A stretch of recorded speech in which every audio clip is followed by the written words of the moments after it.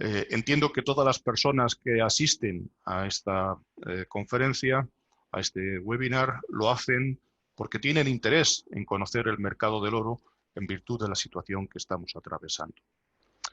En primer lugar, me gustaría citar las palabras de David Tait, que es el CEO del Consejo Mundial del Oro. Fíjese las palabras que este señor comenta. He trabajado en los mercados financieros durante más de 30 años y creía que lo había visto todo. El lunes negro, la crisis monetaria asiática, el estallido de la burbuja de las .com y la crisis financiera global. Pero esto es diferente. Estamos asistiendo al inicio de una crisis sanitaria y económica para la que no están preparados nuestras políticas fiscales y monetarias. Otro comentario más. Este es de Claudio Gras, que es asesor en metales preciosos y miembro del Instituto Mises. Él comenta, el cierre económico global apenas acaba de empezar y no será completamente efectivo hasta dentro de varias semanas o meses. En estos tiempos de enorme incertidumbre, lo único que podemos afirmar con seguridad es que dentro de 6 meses el mundo será un lugar muy diferente al que conocemos hoy. Y desde luego que es así, ¿verdad? A todos los humanos nos gusta movernos en un entorno de certidumbre, pero desde luego hay una cosa clara, que en esta situación precisamente esto es lo que no hay. No hay una certidumbre con respecto a lo que está ocurriendo, ni tampoco de lo que va a ocurrir. Y finalmente, pues me gustaría citar las palabras de Mark Bristow, que es presidente y CEO de la compañía minera más grande del mundo, que se denomina Barrick Gold. Este señor dice, la epidemia de COVID-19 representa un desastre global que está modificando nuestra forma de trabajar y de vivir en un proceso disruptivo del que todavía no acertamos a ver el final. Esta es la realidad. Estos testimonios han sido recogidos de las páginas web o blogs de las empresas u organismos en los que trabajan estos analistas durante los últimos días. En ellos se pone de manifiesto la gravedad de la situación que tenemos actualmente, tanto en su vertiente sanitaria, con miles de muertos por todo el mundo y millones de infectados, como económicamente, millones de empresarios y empresas paralizadas, trabajadores despedidos, parón en el consumo y, desde luego, la amenaza de una severa crisis o recesión sobre nuestras espaldas. Con todo, aún es pronto para aventurar lo que va a suceder, tanto a nivel sociosanitario como económico. ¿Por qué?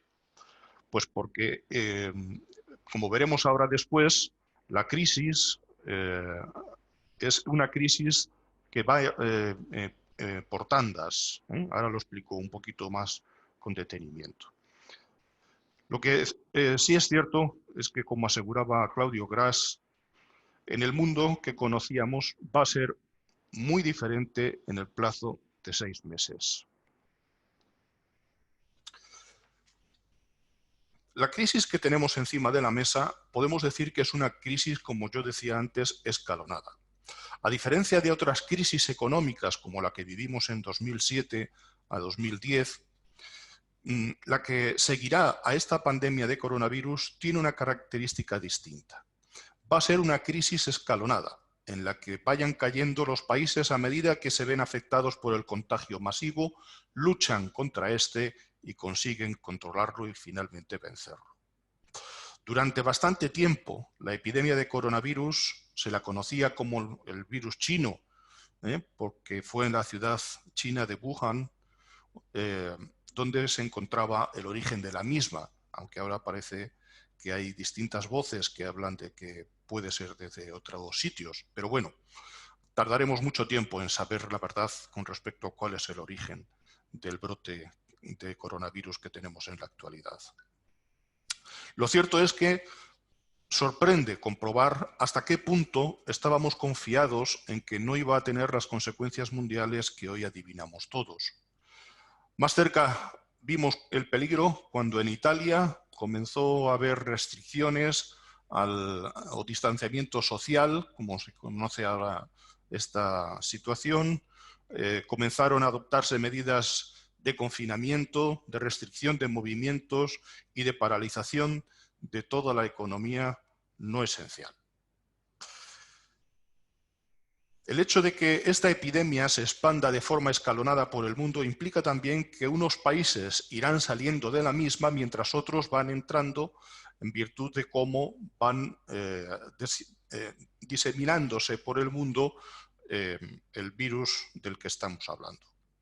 Significa esto que las consecuencias económicas que se van a derivar del consumo de recursos para combatir la enfermedad, unido al parón de la actividad económica obligado por las medidas restrictivas, van a ir poniendo de relieve en cada uno de los países según vayan superando la crisis sanitaria y se vean afectados por la crisis económica. Esto es una realidad, ¿eh? Esto es un efecto dominó. Empezó China, después Italia, después España, el resto de Europa, Estados Unidos, ahora han empezado los países de América Latina, en fin. No es algo que desconozcamos con respecto del asunto porque está en los noticiarios que vemos todos los días, en los telediarios. Por lo tanto, al igual que las medidas restrictivas adoptadas en los países que ya sufrían la crisis han podido servir de ejemplo para otros, cabe esperar que el impacto de la crisis económica y las medidas adoptadas por otros gobiernos que estén inmersos en ella puedan servir de modelo para el resto de países. Ahora vamos a analizar y vamos a dar algunos datos tremendamente importantes. En este caso, es muy importante observar el devenir de los acontecimientos económicos en China, que es el primer país que parece ser que ha superado la epidemia. Y no solo por ser el primero, sino también porque estamos hablando de una de las primeras economías del mundo, además del mayor productor mundial de oro y el mayor consumidor de oro también. Esta contracción económica, según un estudio realizado por la consultora KPMG, ha afectado especialmente a los sectores de manufacturas exportadoras en China. Por ejemplo, descensos por encima del 20% en el sector del automóvil, 32% en equipos de transporte, 28% en el textil, 27% en el de metales, 25% en el de maquinaria eléctrica y minería no metálica un menos 21%. Por lo tanto, como vemos, a China, que solamente ha paralizado una parte pequeña de su país, lo que pasa que equivale prácticamente a toda la población de España, pues vemos que le ha afectado fuertemente en su economía. Por lo tanto, habrá que estar atentos a la evolución de las diferentes magnitudes económicas en este país, en China, durante los próximos meses para atisbar el panorama que nos espera al resto de países. Por lo que se refiere a nuestro país, los datos sobre las repercusiones del cierre en nuestra actividad económica, siento ser portador de malas noticias, pero son demoledores.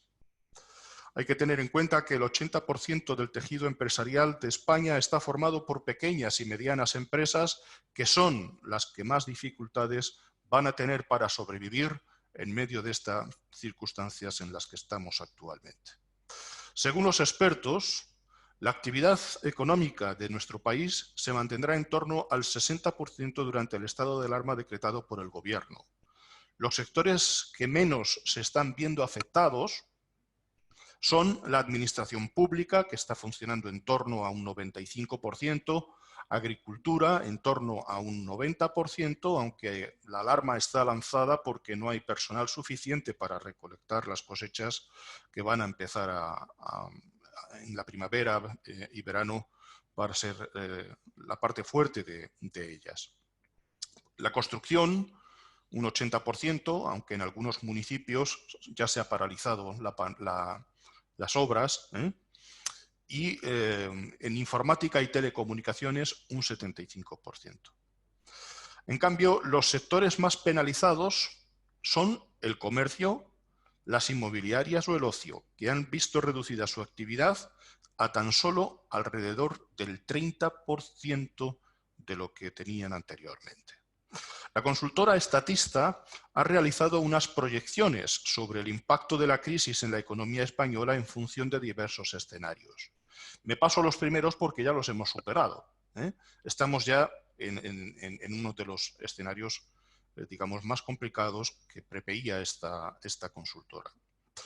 Este escenario comprende 30 días de restricciones, en los cuales estamos ya. Una caída del 100% en la actividad del comercio, hostelería, transporte y ocio, y un 20% en el resto.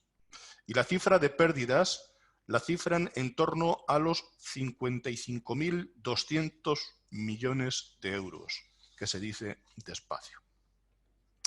Así, el problema para la economía de nuestro país, podemos decir sin equivocarnos que es muy grave, teniendo en cuenta que es dentro de los sectores donde más se ha visto afectada su actividad, hay uno que es un motor de la economía española, como es el turismo, que es uno de nuestros principales motores y que se ha paralizado prácticamente entero.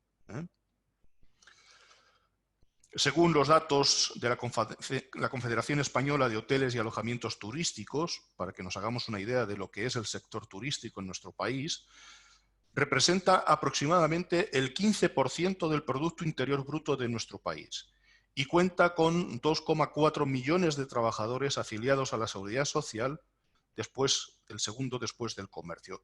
Por lo tanto, estos trabajadores que han salido del sector turístico y hostelero, pues dejan de cotizar y en la mayoría de los casos pasan a cobrar del erario público a través de los sistemas de protección de empleo que tiene nuestro actual sistema. Al margen de las cifras que hemos dado en cada uno de los sectores económicos, lo cierto, como decíamos, es que la situación va a necesitar adoptar medidas muy drásticas, tanto a nivel gubernamental como empresarial y también a nivel individual, y porque lo que estamos tratando en esta conferencia es de ver qué podemos hacer a nivel individual. A nivel gubernamental, poco poder de decisión tenemos ahora mismo los ciudadanos, y empresarial, pues va a depender de cada empresa, de su capacidad de soportar una paralización como la que tenemos, de desprenderse o no de una parte de su personal y de cómo, como es lógico, plantean o planifican el futuro para ver en esta situación cómo lo defienden. A pesar de la gravedad de la situación, también hay que tener en cuenta que, como el informe que he citado de KPMG, la situación que tenemos es una situación, gracias a Dios, temporal. A diferencia de lo sucedido con las crisis anteriores, por ejemplo, la crisis financiera de 2008, la epidemia de momento no ha provocado ni un sobreendeudamiento ni desequilibrios macroeconómicos importantes. ¿Por qué? Pues porque las medidas que se han puesto en marcha por los gobiernos no ha sido la de la inyección directa de dinero a la economía, sino que, excepto las compras que se tienen que estar haciendo de material sanitario por parte de todas las administraciones para intentar cubrir las necesidades del sistema sanitario y también de los ciudadanos, a excepción de esto, las ayudas que están dando los estados no van más allá de avales, y ya veremos a ver qué ocurre con esos préstamos, con esos avales, cuándo se devuelven, cómo se devuelven, quién los puede devolver. Como pueden ver, hay una gran incertidumbre encima de la mesa. Por tanto, esto implica que aunque el impacto a corto plazo es mucho mayor, la recuperación también debería de ser muy rápida. Esa velocidad vendrá dada por la rapidez con la que se erradique la enfermedad, es decir, a más tiempo, mayor impacto en el Producto Interior Bruto del país y por las medidas económicas que sea necesario adoptar para combatir esta epidemia. Por lo tanto, no vamos a hablar más de la situación. Creo que es de dominio público que la situación que tenemos es bastante complicada y que es una situación que va a poner en jaque a todas las empresas, de hecho ya las ha puesto, y a los sistemas de protección social de países como el nuestro, como Italia, Alemania y tantos otros de nuestro entorno que están en una situación similar o parecida. Bien, llegados aquí nos tenemos que plantear si el oro efectivamente aporta algo ante la crisis económica generada por este COVID-19, que es el tema central, la columna vertebral de esta participación de este evento que estamos teniendo lugar en esta mañana. Pues la realidad es que sí, que tiene muchísimo que decir. Y no es porque yo, como presidente de una compañía que se dedica a la comercialización de metales, pueda decir. ¿Por qué? Pues porque alguien podría decirme, qué simpático, oiga, usted arrima el ascua a su sardina, ¿verdad? Pero es que las evidencias son tremendamente tozudas. Si hay algo que acompaña al oro es historia. Una historia tremendamente dilatada, porque el oro acompaña a la humanidad desde el principio. El oro siempre ha sido considerado desde los comienzos un valor seguro. En la historia, la primera vez que se ve algún uso del oro por parte de la humanidad es como ornamento, pero muy poco tiempo después pasó a ser un elemento de riqueza representativo del tal, y de hecho tanto oro tenían en sus tesoros los gobernantes, tanto más fuerte era la potencia política o el reino que gobernaba o dominaba el mundo en aquellos entonces. Bien, vamos a hacer un repaso por el tema del oro, si les parece bien, y entramos en materia de lo que nos interesa. ¿Por qué el precio del metal no sigue subiendo? Esto nos lo han preguntado distintos clientes nuestros e incluso nos han llegado de personas que siguen habitualmente nuestro blog y nuestro periódico Oro Información, preguntando qué había ocurrido para que el oro bajase como ha bajado en un momento dado. Bueno, lo cierto es que esta caída que tuvo lugar a mediados del mes de marzo es una corrección en el mercado del oro, pero no una corrección que tenga que ver con la demanda ni con la oferta. Vamos a explicarlo porque tiene sus razones técnicas. Sin entrar en demasiados tecnicismos, pues voy a intentar explicarlo para que todo el mundo pueda comprender a qué nos estamos refiriendo. En concreto, entre el 11 y el 12 de marzo, el precio del oro bajó desde los $1.653 hasta los 1.570. Y en los días posteriores todavía bajó más hasta los 1.474,25. ¿A qué se debe esto?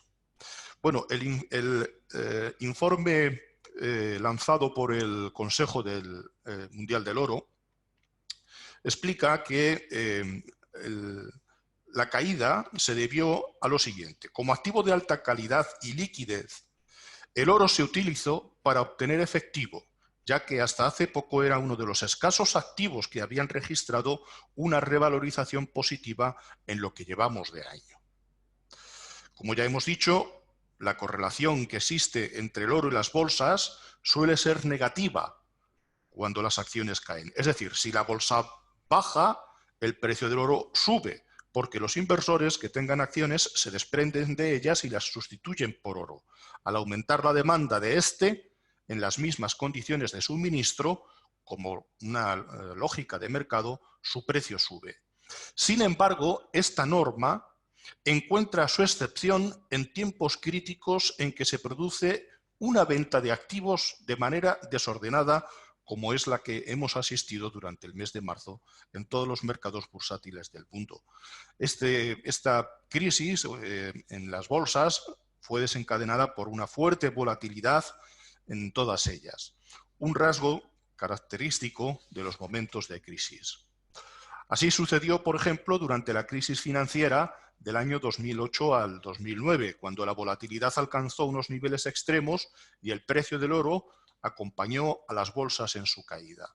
De hecho, en 2008, el oro se dejó entre un 15 y un 25% de su precio en dólares, una caída similar a la que el metal experimentó a mediados de marzo de este año, cuando comenzaron a aplicarse las medidas restrictivas del COVID-19.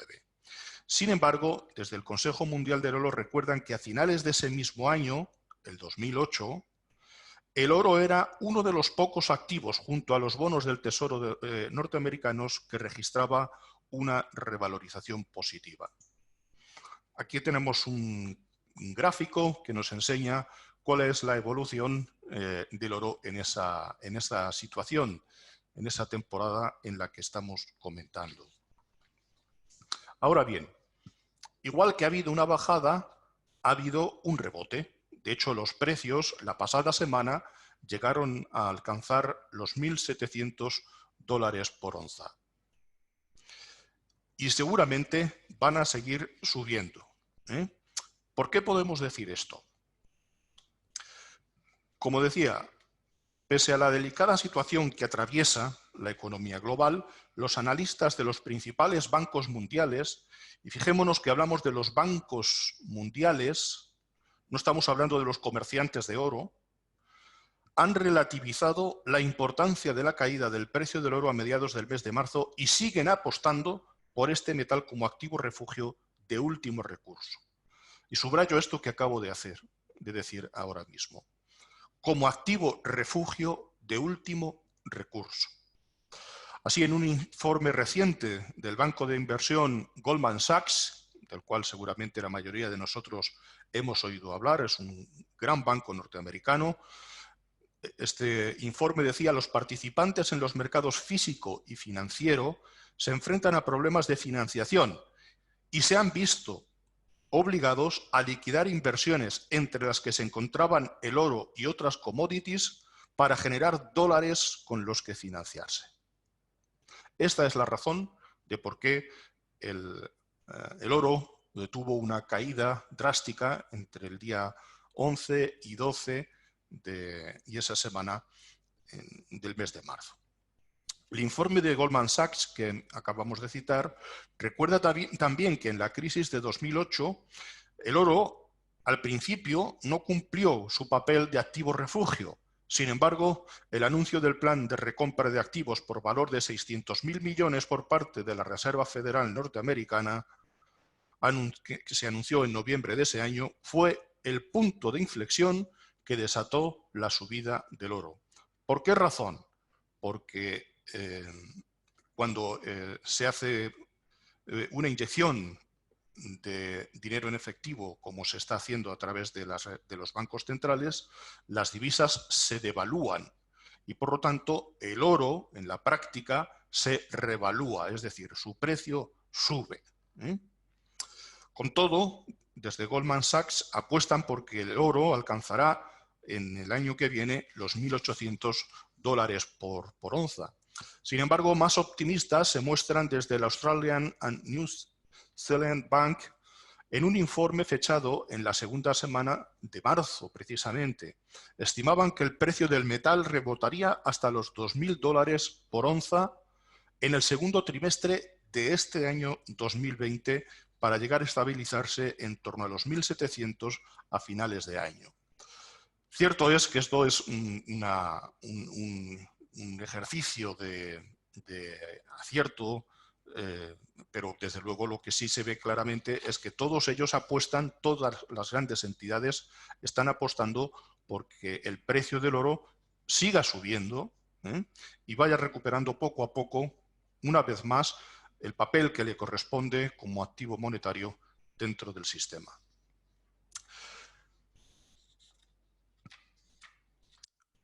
Algo más que hemos visto en el tiempo reciente es que ha habido una crisis en el suministro de oro. Todos los que nos dedicamos a esto, en la mayoría de los casos, tenemos pedidos en stock en las refinerías a la espera de que nos sean servidos. La pregunta es ¿por qué? Bueno, las respuestas son muy sencillas.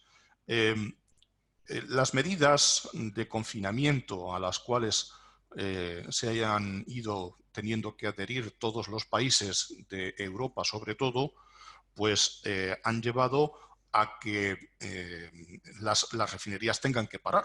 Es tan simple como esto, porque si el gobierno ordena mediante un estado de alarma como el que tenemos en nuestro país que las actividades no esenciales tengan que pararse, pues las refinerías, como es lógico, también se han tenido que parar. Pero es que esto ha llevado también a que en países productores, por las medidas de confinamiento, pues también se hayan tenido que paralizar las explotaciones mineras. De hecho, ha provocado esta situación que las principales mineras mundiales como Newmont Gold Corp, AngloGold Ashanti, Gold Fields o Agnico Eagle ya hayan comunicado a sus accionistas que no van a cumplir con las estimaciones de producción de oro que tenían para el año 2020. Otros países como Estados Unidos, Rusia o Australia mantenían su sector minero de oro en marcha cuando hemos preparado la información para este evento. Pero desde luego estamos seguros de que si el virus se sigue expandiendo, como por ejemplo está ocurriendo en Estados Unidos, es muy posible que también las minas en este país se cierren.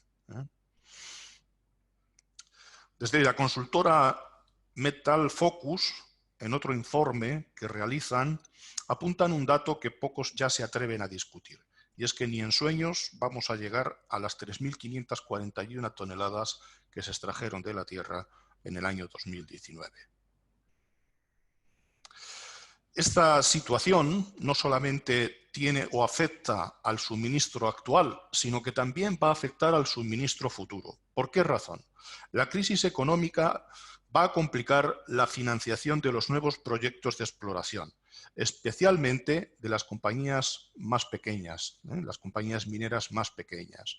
Va a suponer un problema de cara al futuro, ya que estos proyectos son los que van a garantizar el mantenimiento de la producción en el futuro, cuando tengan que sustituir a las minas que se vayan cerrando porque se van agotando. Por lo tanto, podemos esperar que la producción de oro se pueda estancar o incluso reducirse paulatinamente durante los próximos años. ¿Qué significa esto? Menor producción unida a mayor demanda, podemos decir, sin temor a equivocarnos, que se convertirá en una subida de precio del metal dorado.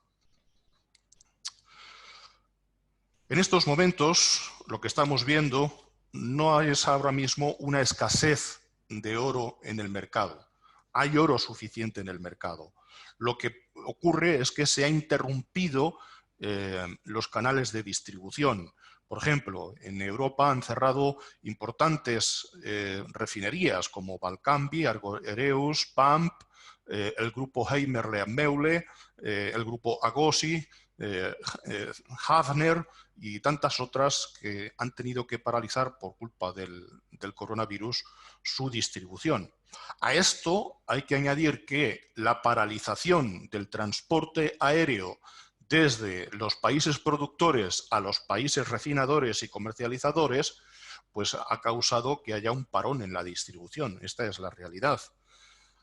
Así, productos como lingotes y monedas de inversión se están agotando en todas las tiendas online, hasta el punto de que algunas casas de la moneda ya han anunciado que se han agotado sus bullions, las monedas de inversión que fabrican prestigiosas casas de la moneda, como el de la que es Sempi Gold es distribuidor, en la casa de la moneda austríaca, la Münz Österreich.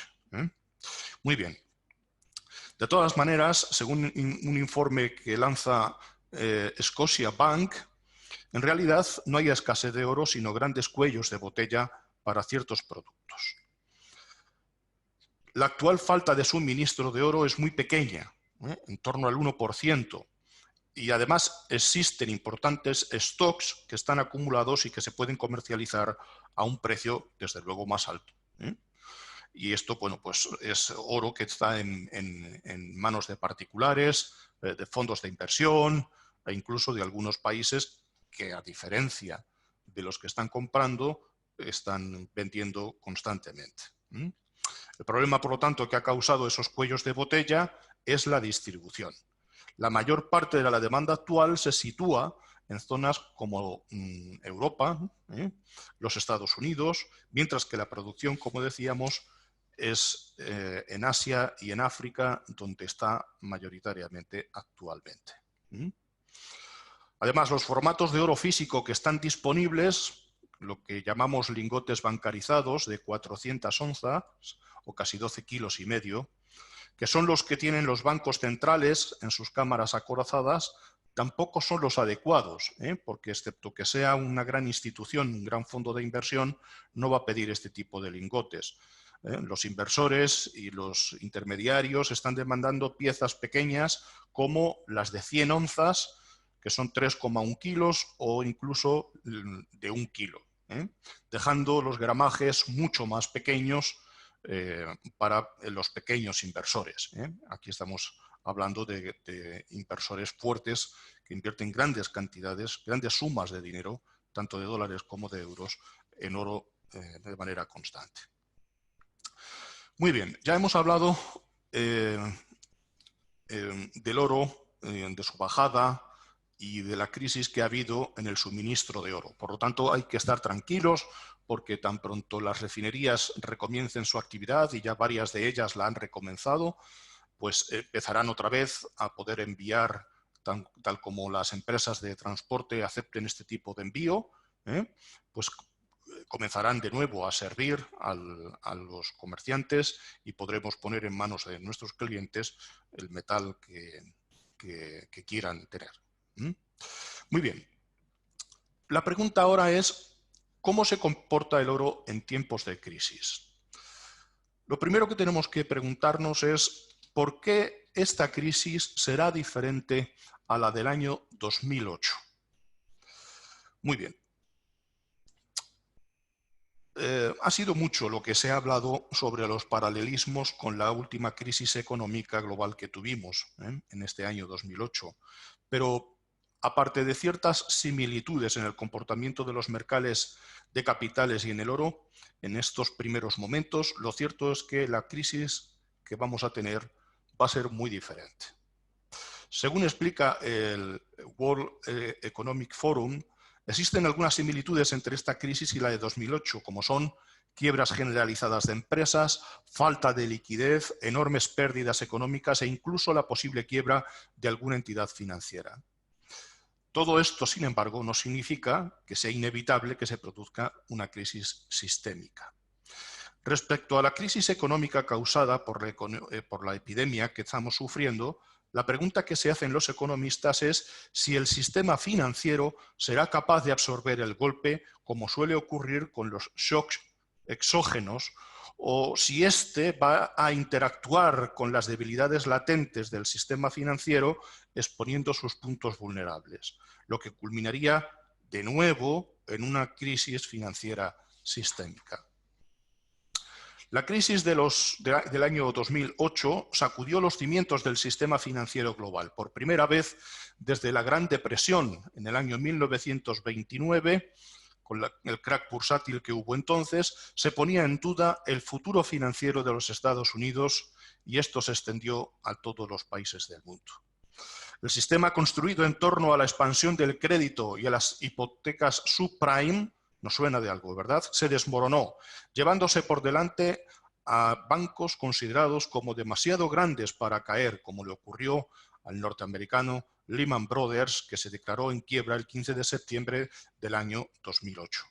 La caída en cadena de la propiedad inmobiliaria, de las bolsas y los mercados de materias primas provocó la estampida de miles de millones de dólares de los inversores aterrorizados hacia activos considerados refugios, como ocurre en el oro. Entre los años 2007 y 2008, el más considerable fue, efectivamente, el oro. Su revalorización fue progresiva en los años de la crisis. Para que nos hagamos una idea, en 2007 se revalorizó un 27,61%.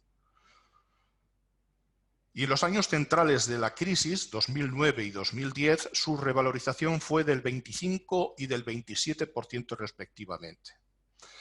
Llegó después a estar en torno a los $1.900 la onza. Una subida de precio que también se vio apuntalada por factores distintos que jugaron a su favor. Por ejemplo, la congelación del crédito. Los bancos optaron por invertir en oro en vez de generar ingresos por medio de la actividad puramente bancaria, como es el captar depósitos y conceder créditos. Hubo un desplome del precio de otras materias primas que puso aún más en valor al oro. Y como decíamos antes, el programa de recompra de activos de Norteamérica, la Reserva Federal puso en marcha un plan billonario de rescate para los bancos, lo que acentuó el interés de los inversores por el oro ante la más que probable devaluación del dólar, como hemos visto y hemos podido constatar en los siguientes años. ¿Cómo se comporta el oro en tiempos de crisis?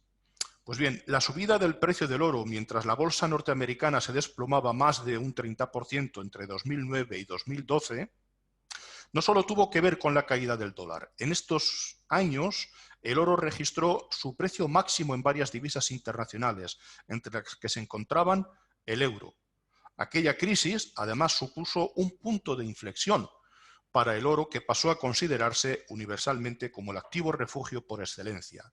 Hemos de recordar aquí que en el año 2012 el Tratado Basilea III cambió la consideración crediticia del oro como un activo de tipo 2 a tipo 1, dándole la consideración de activo AAA, pero con una diferencia enorme sobre sus competidores, que no es la representación de la deuda de nadie. No tiene una contrapartida, como si ocurre pues, con la deuda española, con la deuda alemana, norteamericana o cualquiera de ellas, que solamente dependen de la confianza de que el Estado vaya a pagar esos préstamos y sus intereses correspondientes.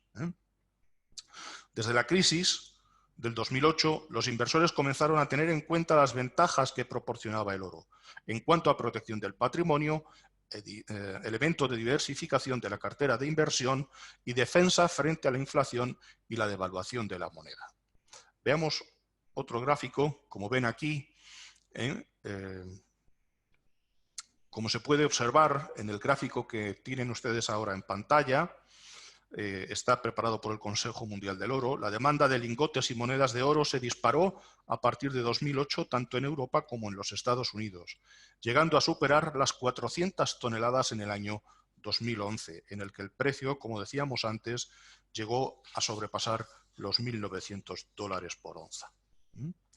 Este cambio en el sentimiento de los inversores hacia el oro se contagió también a los bancos centrales, que hasta ese momento habían sido vendedores constantes de cantidades enormes de oro procedente de sus bancos centrales, de sus cámaras acorazadas, y sin embargo a partir de ese momento empezaron a comprar de manera desmedida. Esta tendencia de compra se ha mantenido durante los últimos años, llegando a su punto culminante en 2018, cuando adquirieron la mayor cantidad de oro de los últimos 50 años, desde el año 1971, en que el presidente norteamericano Richard Nixon acabase con la convertibilidad del dólar en oro, lo que conocemos como los acuerdos de Bretton Woods del año 1971, en los que la moneda norteamericana se quedó como divisa mundial, dejando a un lado al oro. Incluso dijeron de él que era una reliquia bárbara, que ya no merecía la pena tenerse. Pues menos mal que era una reliquia bárbara, porque lo que ha demostrado desde ese momento en el que había un cambio fijo de $35 por onza hasta los más de 1.900 o de 1.700 en torno en los que estamos actualmente, pues hay una diferencia porcentualmente. Eso digo, menos mal que no era necesario o bueno guardarlo. Si llega a ser bueno, pues imagínense el escenario. Muy bien. En épocas de crisis, como ya estamos diciendo, podríamos citar muchas. Hay un detalle importante en el informe que hemos preparado y que les haremos entrega cuando termine este webinar o esta conferencia. Pero en todas ellas, el lunes negro, el estallido de la burbuja inmobiliaria y financiera de Japón, un hedge fund enorme que quebró, la crisis del año 98 y 99, la burbuja de las .com, la crisis japonesa, y así podía estar, pues en todas ellas el oro ha sobresalido como el activo de inversión rey en la actualidad. Ahora bien, ¿por qué el oro es la mejor protección frente a las circunstancias que tenemos en la actualidad? Según el informe La importancia del oro como activo estratégico, publicado por el Consejo Mundial del Oro en el año 2019, el oro es un activo muy escaso con una enorme liquidez que se compra tanto como bien de lujo y también como inversión. El informe destaca los 4 papeles fundamentales que el oro puede desempeñar en una cartera de inversión. Por ejemplo, una de ellas es la fuente de retorno a largo plazo, es un elemento de diversificación de la cartera de inversión, reduce las pérdidas en momentos de crisis al ser un activo refugio y con alta liquidez, sin riesgo crediticio y que supera desde luego a las divisas fiat, a las monedas que utilizamos todos los días, como es en nuestro caso el euro. Y desde luego es un medio para mejorar los resultados de la cartera de inversión. Como fuente de retorno a largo plazo, basta señalar que el oro ha aumentado de precio una media del 10% anualmente desde el año 1971, en que se puso fin al sistema de convertibilidad de las divisas establecido en la posguerra de la Segunda Guerra Mundial por medio de los acuerdos de Bretton Woods, anteriores a los del año 1971. Pero si les parece, bajamos un poco más a la tierra, para el común de los mortales, y vemos algunos ejemplos que nos van a ayudar a comprender a qué nos estamos refiriendo. Por ejemplo, lo que ven ustedes en la pantalla ahora mismo son 2 monedas. Si se fijan bien, ambas tienen un valor facial de 25 pesetas. La diferencia está en que una es de cuproníquel, la de la derecha, del año 82, y la de la izquierda es del año 1885, y es lo que ahora denominamos o llamamos una moneda alfonsina, porque lleva la imagen, la inscripción del rey Alfonso XII en el anverso de la moneda. Muy bien. ¿Cuál es la diferencia entre ambas? Pues la diferencia entre ambas es ni más ni menos que la de la derecha, la de cuproníquel, su poder adquisitivo, la diferencia del poder adquisitivo de una con otra, representando la misma unidad monetaria, es de 1000% menos de lo que es la de oro. Así, esto es lo que hace el oro, para que nos entendamos. Veamos otro ejemplo. Si hace 18 años, cuando entró el euro en funcionamiento, hubiéramos hecho el ejercicio de guardar 1000 euros en efectivo en una caja fuerte y otros 1000 euros en una caja fuerte en oro, pues ahora abriríamos las cajas y tendríamos exactamente lo mismo, ¿verdad? Tendríamos pues 1000 euros y una cantidad de oro. La diferencia está en que a los precios actuales que manejamos, pues esos 1000 euros en oro estaríamos ahora en torno a los 4500 euros, ¿vale? Hay que explicar que cuando entró el euro, 1000 euros o su equivalente a lo que entonces era nuestra peseta, 166.000 pesetas, pues era un salario muy digno para un trabajador, un operario medio de nuestro país. Hoy con 1000 euros es muy complicado llegar a final de mes una familia, por no decir imposible. Pues esta es en realidad la depreciación que el dinero que usted y yo manejamos, que tenemos en los bolsillos todos los días para comprar, para pagar el café, etcétera, pues cada día vale menos. ¿Cómo se puede uno defender de esto? Pues creo que la respuesta es obvia. Lo estamos viendo. El oro es un activo que puede defendernos perfectamente de la inflación. De hecho, para que se hagan una idea, por cada 3% que ha habido de inflación, el oro se ha revalorizado un 15% de media. Así que si quieren garantizarse en el paso del tiempo que el dinero que con tanto trabajo han conseguido juntar o ahorrar, fruto de su actividad económica, de su trabajo, de su ahorro, pues hay una reflexión importante para todos aquí a la luz de los datos que estamos dando. Respecto a la liquidez, el oro se beneficia de disponer de un mercado global de enorme tamaño. El Consejo Mundial del Oro estima que la cantidad de oro físico que acumulan los inversores y los bancos centrales está valorada en más de 2,9 billones de dólares, más otros 400.000 millones adicionales que se manejan en el mercado en derivados y en operaciones fuera de mercado. En el mercado del oro, cada día se efectúan operaciones de entre 50.000 y 80.000 millones de dólares, lo que garantiza que cualquier inversor que desee deshacer sus posiciones en oro lo pueda hacer con una liquidez inmediata. Cuando hablamos de liquidez inmediata, no estamos hablando del propio día, estamos hablando de una liquidez rápida, pero no en el mismo día, excepto que sea oro papel, del cual hablaremos ahora un poquito. Muy bien, llegados aquí, vamos a hablar del oro papel. ¿A qué llamamos oro papel? Bueno, a la hora de invertir en oro hay que hacer la distinción entre oro físico, es decir, lingotes y monedas, dejando a un lado las joyas porque normalmente están fabricadas con metal de menor pureza y por lo tanto no son aptas para la inversión como tal, como lo es una moneda de 999,9 por milésimas o un lingote fabricado exactamente igual con la misma pureza. El oro papel incluye a toda una serie de productos que son financieros, en los que el oro actúa tan solo como subyacente o valor de referencia. Es el caso de los ETF, los contratos de futuros y otros productos que no vamos a entrar en detenimiento aquí porque nosotros no los comercializamos, que no confieren la propiedad del oro a sus titulares, sino que simplemente son apuntes contables. Por eso decía que quien hace una inversión en un ETF o en un contrato de futuro lo puede hacer en segundos. ¿Por qué? Pues porque es un apunte contable. Es como cuando usted ingresa el dinero en la cuenta, automáticamente aparece en la cuenta.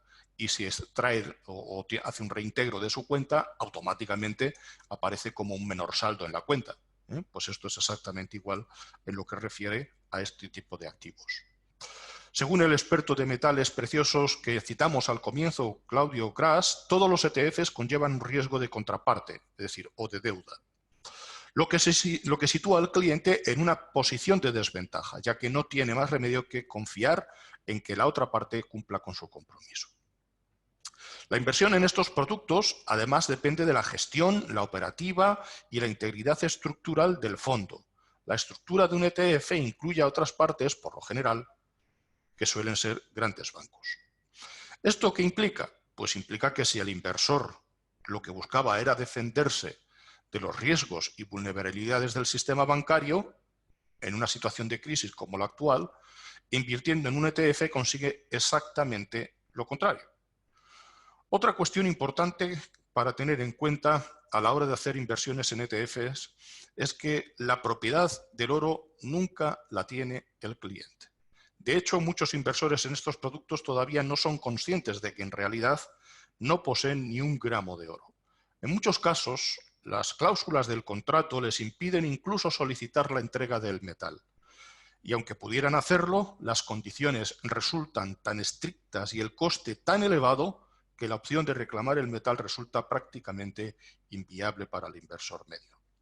Pese a ello, si el cliente desea convertir su dinero en oro, los ETFs cuentan con cláusulas de liquidación que les autorizan a pagar el equivalente en dinero en efectivo en vez de en lingotes de oro. Por lo tanto, la inversión en oro papel es, en esta situación, como decimos, absolutamente desaconsejable. Es como explica el analista de metales preciosos Egon von Greyerz. Él dice, el propietario de oro papel difícilmente llegará a ver alguna vez oro físico. En primer lugar, porque los inversores en oro papel no se comprenden o no comprenden cuál es el verdadero sentido de poseer oro, por lo que nunca van a solicitar su entrega y si lo entienden, se contentan con el sucedáneo, que no es oro, sino más bien papel. La base del negocio, por lo tanto, de estos fondos es que los emisores de este oro papel saben que los inversores no van a solicitar nunca la entrega del oro. Y esto resulta perfecto para los emisores porque ellos tampoco tienen intención de realizar ninguna entrega. En eso se basa el negocio del oro papel. Esto, por si alguno de ustedes no lo sabía, es importante que lo tengan presente. ¿A quién acaba beneficiando esto? Pues a los bancos, a las entidades de trading y a los hedge funds o los fondos de inversión de alto riesgo, que tienen las manos libres, ¿para qué? Para manipular el mercado sin tener que preocuparse por la entrega del oro a los inversores. El resultado es la creación de unos mercados completamente ficticios, que son completamente ajenos al instrumento subyacente, en este caso el oro, y que influye definitivamente en que los precios hayan estado artificialmente bajos durante todos estos años. Porque si esta especulación se retirase, no tengan ustedes la menor duda en que el oro superaría con creces los $10.000 la onza. Como digo, esta burbuja ha sido denunciada por diversos expertos en el mercado de los metales preciosos de inversión y recomendando a los inversores prudentes optar por el oro físico. Nuestra compañía no ha sido ajena a esto. En todas las conferencias en las que hemos hablado de los metales preciosos o en las declaraciones en prensa que son cuantiosas en nuestra compañía, siempre hemos hablado de la comparación entre el oro papel y el metal físico y de que como este último pues es un mal negocio para el inversor en oro puro. Bien, llegados a este punto, ¿cómo se invierte en oro? Bueno, pues las fórmulas de inversión en oro es a través de lingotes, como los que tienen ustedes en la pantalla, o de bullions o monedas de oro emitidas por las casas de la moneda respaldadas por los bancos centrales de los distintos países. España de momento no tiene. En España no hay una moneda de inversión, hecho este por el que nuestra compañía representa y distribuye en nuestro país para la venta a la Casa de la Moneda Austríaca, como ya hemos citado anteriormente.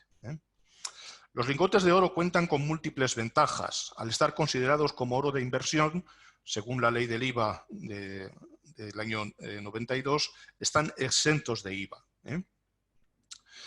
Muy bien.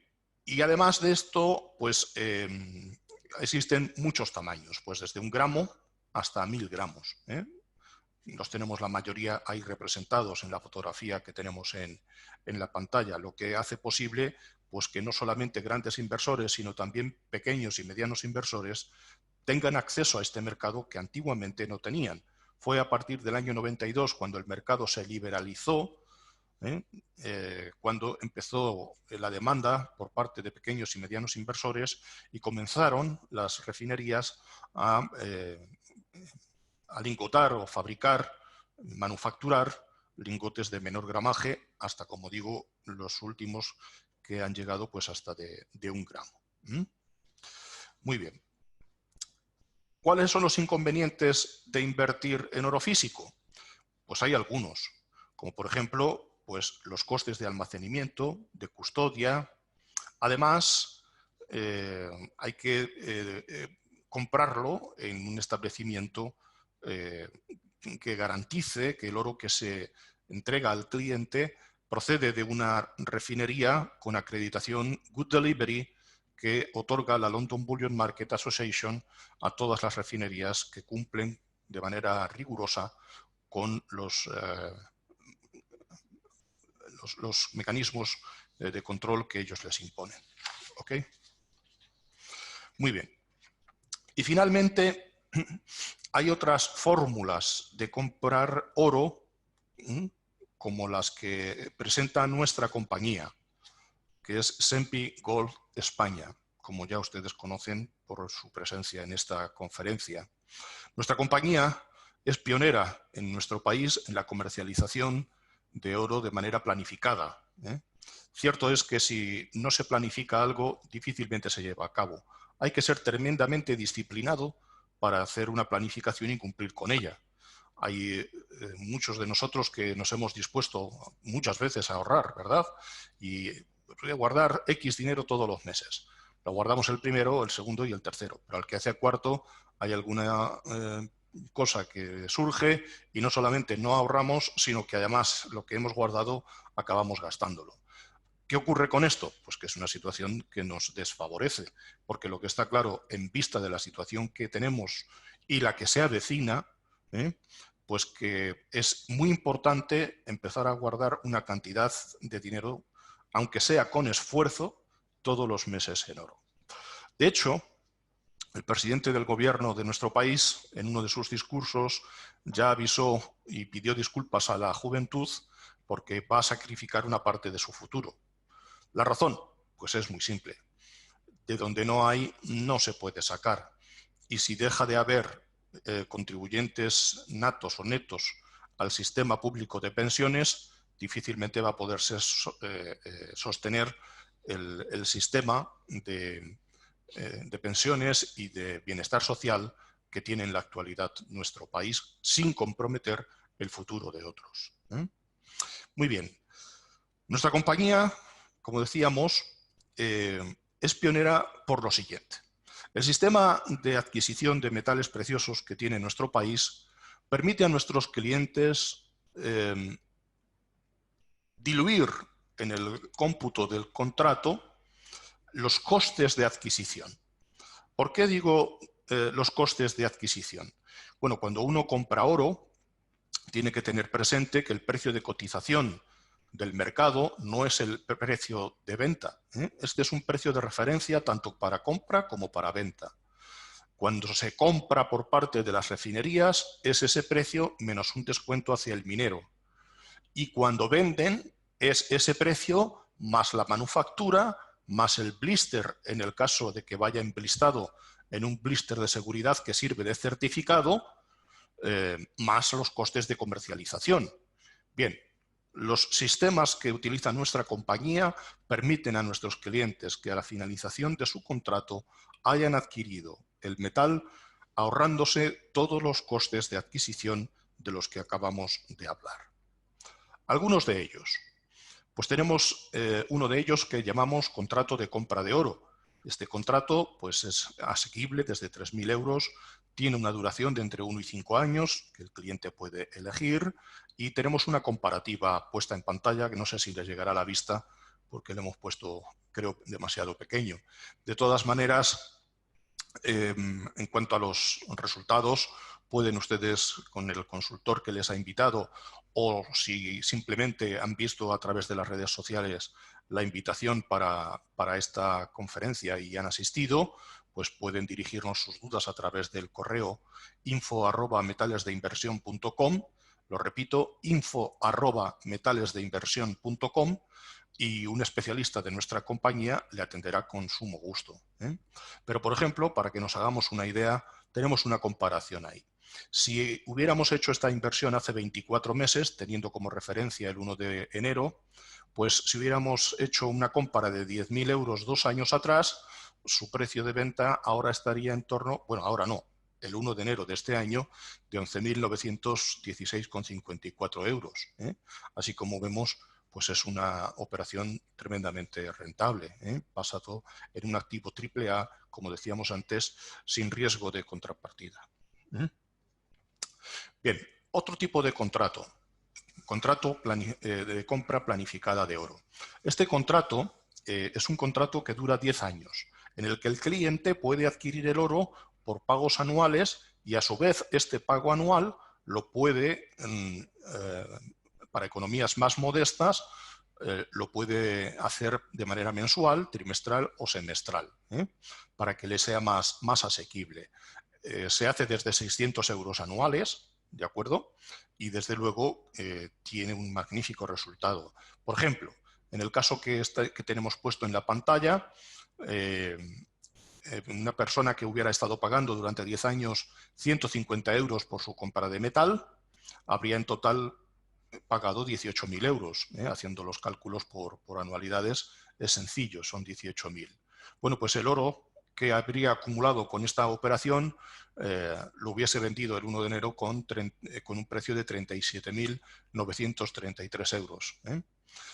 Como vemos, salta a la vista el recorrido que el oro tiene, sobre todo a largo plazo, porque a largo plazo es donde adquiere su máxima exposición. ¿Por qué razón? Por una razón que yo les explico rápidamente con una expresión técnica. Realmente el oro no tiene rentabilidad. Para los especialistas del mercado del oro hablamos de otra cosa. La rentabilidad del oro es inversamente proporcional a la devaluación de la divisa en que se cotiza. Es decir, que lo que consigue el oro es que lo que usted podría comprar con 18.000 euros en el caso que nos ocupa ahora mismo, equivaldría en su momento a 37.933 euros. Ha conservado el poder adquisitivo que tenía entonces. Y finalmente, otro tipo de contrato en el que el cliente empieza a obtener resultados prácticamente desde el comienzo del contrato. A los 2 meses empieza a cobrar. La inversión mínima para este contrato es más alta, son 25.000 euros mínimo. Empieza a cobrar de media 148 euros mensuales, y el oro acumulado durante todo el devenir de la vida del contrato, si hubiéramos hecho 10 años atrás esta misma operación, el importe estaría en torno a los 87.000 euros, 86.926 euros. Como digo, cualquier persona que quiera mayor información al respecto puede comunicarse con nosotros, como ya hemos explicado anteriormente. Un momentito. Bien, finalmente hablar de nuestra compañía un poquito. Sempi Gold España es, como decíamos antes, la compañía pionera en el desarrollo de programas que permitan a los clientes adquirir oro en las mejores condiciones de mercado posibles.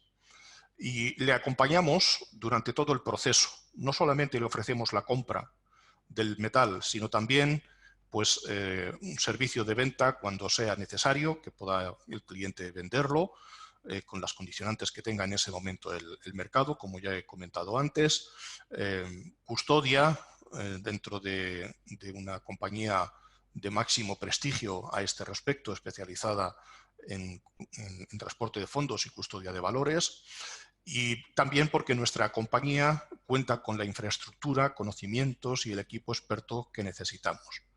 Siempre contemplado, además, desde un ámbito de mejora continua, como no puede ser de otra manera. Como ejemplo de esto, pues el software con el que nuestra compañía gestiona todas las operaciones de nuestros clientes es un software que ya ha costado a nuestra compañía en torno a $500.000 de euros de inversión. ¿Por qué? Pues porque no existe nada en el mercado y ha habido que hacerlo desde cero. Y en muchas ocasiones, pues corrigiendo pues, errores que se habían cometido al comienzo de la aplicación y que han sido resueltos por los ingenieros que actualmente llevan nuestros sistemas informáticos de la compañía. Por lo tanto, es recomendable que esto lo tengan ustedes presente a la hora de adquirir el metal para su patrimonio. Con una razón añadida, nuestra compañía se internacionaliza. Como dije antes, nuestra compañía ya ha comenzado su actividad en Italia, aunque actualmente también está un poco paralizada en virtud de las circunstancias que se están sufriendo en todos los países, pero está en marcha y con todos los parabienes del Banco de Italia y de los organismos supervisores del país.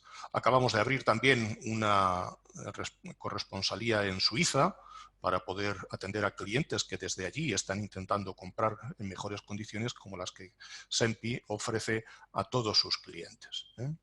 Así que estamos a su disposición para ahondar y explicar con mucho más detalle pues esto que hemos visto en la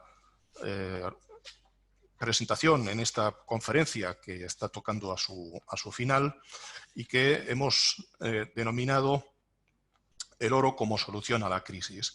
Efectivamente, el oro puede ser una solución a la crisis, sobre todo para conservar el poder adquisitivo del dinero y porque si en algún momento el dinero que manejamos deja de serlo, tengan ustedes presente que el oro será dinero en cualquier moneda que pueda existir a partir de ese momento, en cualquier momento y en cualquier circunstancia. Bien, pues muchísimas gracias por su asistencia, por su atención. Ha sido un placer para nosotros que nos escuchen, que estén con nosotros y estamos, como hemos dicho antes, a su disposición. Seguiremos haciendo conferencias de este tipo según vayan pasando las circunstancias de la actual crisis para poder ir guiando en lo posible a nuestros clientes y a otras personas interesadas en el mercado del oro de cómo realizar sus inversiones o sus compras de oro y cómo obtener los máximos rendimientos posibles. Encantado de estar con ustedes. Un placer. Hasta otro día.